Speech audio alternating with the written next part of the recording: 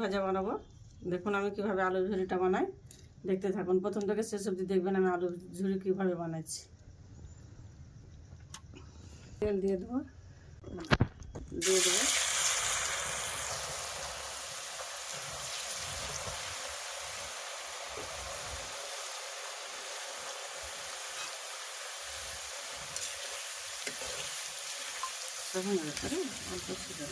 ভাজা হয়ে গেছে, তুলে নেব।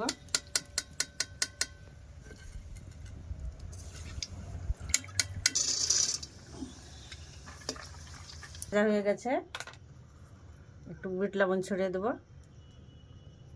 দেখুন কত সুন্দর লাগছে, মুচমুচে। একবার হলে বাড়িতে বানিয়ে খাবেন, দেখবেন খুব ভালো লাগবে। দেখুন, এই দেখেন ভেঙে যাচ্ছে একদম।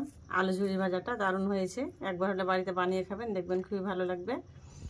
আর আমার রান্না যদি আপনাদের ভালো লেগে থাকে, সাবস্ক্রাইব করবেন।